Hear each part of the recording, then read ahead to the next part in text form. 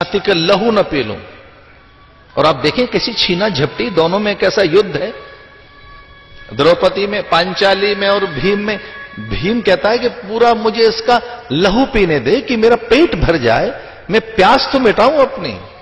और वो कहती सारा खून अगर तू पी गया तो मेरे बाल कैसे सिंचित होंगे, आधा मुझे दे आधा तू ले। कल्पना कर सकते हैं लोमहर्षक कितना विभत्स दृश्य रहा होगा। युद्ध कैसे होते हैं, युद्ध तो बड़ा भयानक होता है।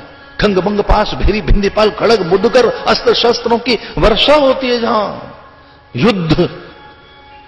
ये सामान्य व्यक्ति युद्ध नहीं कर पाता, देवताओं के बस का युद्ध नहीं है। हम सात्विक प्राणियों का, साधकों का, सन्यासियों का हमारे पास युद्ध, हम तो युद्ध की चर्चा भी नहीं कर सकते।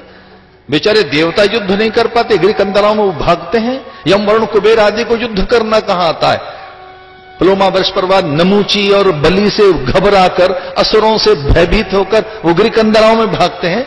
युद्ध तो कोई कोई कर पाता है, वो शुभ हैं जो संहार कर पाते हैं। और जब अस्त्र शस्त्र अपना तेज खो बैठे, वरुण का पाश, यम का दंड, शिव का त्रिशूल, विष्णु का चक्र, राम का कोदंड, जब ये अर्थहीन हो जाते हैं, निस्तेज हो जाते हैं, तब कंग बंग पास भेरी भिंदी पाल लेकर, खड़ग अस्त्र शस्त्र लेकर निकलती है वो काली कराली महाकाली दुर्गा, छिन्न मस्तिका खप्पर हाथ में लेकर वो फिर निकलती है। और सच मानिए हमारे जितने भी ग्रंथ हैं उनमें युद्धों का इतिहास है। दुर्गा सप्तशती में युद्ध ही तो है और क्या है। चंड मुंड सुमनुसु महिषासुर धूम्रलोचन रक्त बीज, इससे युद्ध, एक भीतर युद्ध रहता है हमारे, एक भीतर युद्ध रहता है। और उसमें आपको जयी होना होता है, विजयी होना होता है। एक युद्ध भीतर होता है, एक जीवन पूरा युद्ध है जिसे आपको जीतना होता है। और यह कामना हर मनुष्य में है, विजय विभूति और कामनाओं की पूर्ति, विजय का भाव। हम जीत लेना चाहते हैं, रूप से, सौंदर्य से, माधुर्य से, मुग्धता से, चातुर्य से और अध्ययन से, धन से, बड़े भवन से, वाहन से। कि अभी सड़क पर जो ये गाड़ी चल रही है और किसी की है नहीं, पर बगल में से कोई निकल जाए महाराज वो अपर एंड की BMW, तो लगता है नहीं ये तो नहीं है हमारे लीजिए क्या करें। अभी ऐसा भवन है क्या, ऐसा तो किसी का नहीं है। इस गली मोहल्ले में जीत लेना चाहते हैं भवन से, पर कुछ महीने के बाद किसी ने 5-6 मंजिल और ठोक दी, हार गए हम तो, भवन से हार गए। महाराज भवन से जीतना चाहते हैं, वाहन से जीतना चाहते हैं, भूमि से जीतना चाहते हैं, आभूषणों से जीतना चाहते हैं। और एक और काम कर लें, हम अपने समूह के स्वामी शासक और मुखिया बन जाएं। जिस कम्युनिटी से हमें वहां एक बार निर्वाचित हो जाएं, जरा पता तो लगे कि हम भी अपने समूह में स्वामी हैं। जीत लेना चाहते हैं, स्वामी बनना चाहते हैं, विजयी होना चाहते हैं। विजय सुंदरता में, धन में, पद में, प्रतिष्ठा में। भागवत में मंत्र आया है कि कैसे जीतें, श्लोक आया है कि अगर जीतना ही चाहते हो इस धरती पर और विजयी बनना चाहते हो तो ये श्लोक है, नारायणं नमस्कृत्य नरं चैव नरोत्तमं देवीं सरस्वतीं व्यासं ततो जय मुदीरये।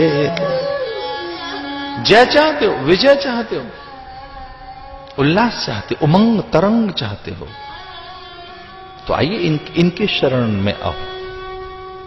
युद्ध का अद्भुत इतिहास होता है। इसलिए पांचाली कुछ लहू लेकर अपने केश सींच रही है और भीम लहूपान कर रहा है। कैसा दृश्य था। दुर्योधन छिप गया सरोवर में, ललकार कर उसे बाहर निकाला। अब दुर्योधन का भी अंत हो गया है। यदामधे कौरव संजयानां वीरे शतं वीर गतिं गतेषु प्रकोदरा विद्य गदा विवर्षः भग्नोरुदण्डे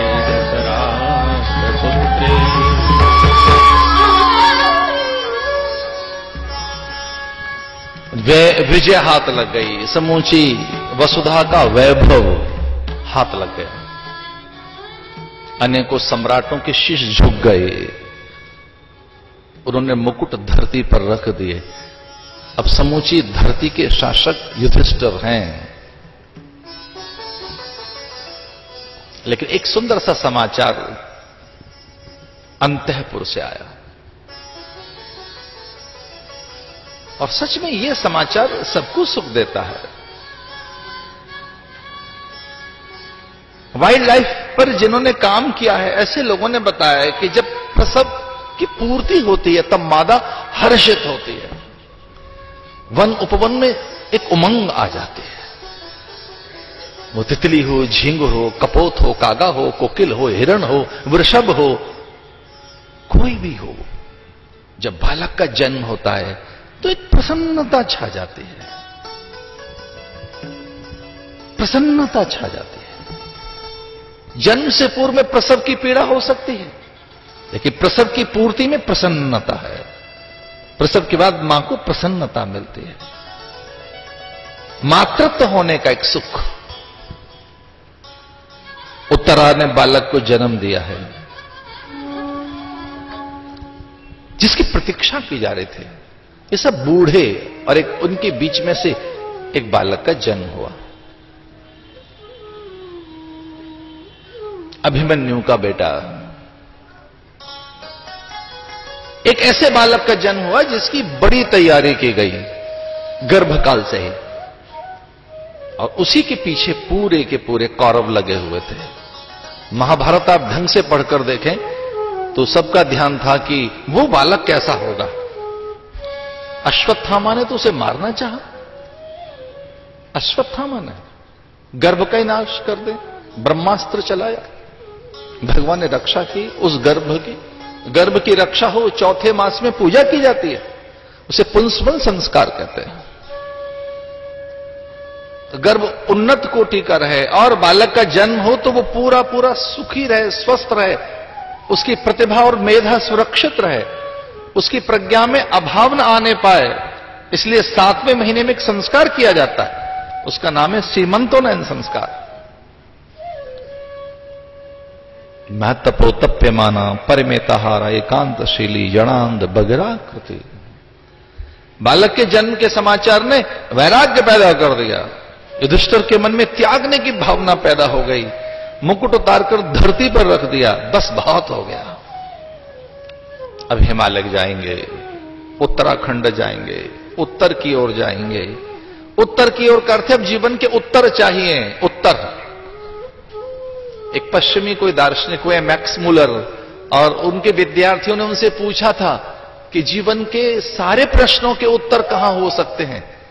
जितने प्रश्न हैं जीवन के, जो शंकाएं हैं, जो पहेली हैं, जो उलझने हैं, जो दुविधाएं हैं, जो समस्याएं हैं, इन सब के उत्तर एक जगह कहां मिलेंगे। और तब उन्होंने वर्ल्ड मैप पर ऐसे पूरे संसार के नक्शे पर छड़ी घुमाते हुए और कहा यहां, और पूछा उनके विद्यार्थियों ने ये कौन सी जगह है। उन्होंने कहा ये भारत का उत्तर प्रदेश है, ये हिमालय है, उत्तर का प्रदेश, ऊपर का प्रदेश हिमालय। उत्तर प्रदेश का अर्थ है उत्तरी भाग, ऊपर का भाग हिमालय। और उसमें भी उन्होंने जो एग्जैक्ट जिस जगह पॉइंट किया, बद्रिकाश्रम, बोले ये स्थान है यहां जहां गणेश ने लिखा है, महर्षि वेदव्यास ने जहां बोला है, ये जहां भागवत आविर्भूत हुई है, ये पॉइंट अगर मैं ठीक समझा सकूं, मैक्स मुलर ने कहा, तो ये उत्तराखंड, ये उत्तरांचल, ये वो पहाड़ियां, यहीं गया था युधिष्ठिर वसुधा के वैभव को त्याग कर अपने भाइयों को पीछे वो चल पड़े। पांचाली भी चल पड़ी, सुख दुख में साथ रहे, मैं भी चलूंगी। परीक्षित को राज्यभार दे दिया। परीक्षित ने कोई बहुत युद्ध नहीं किए, युद्ध तो बहुत पहले ही हो चुके थे, अब युद्ध क्या करने हैं। पर एक व्यक्तित्व से पूरे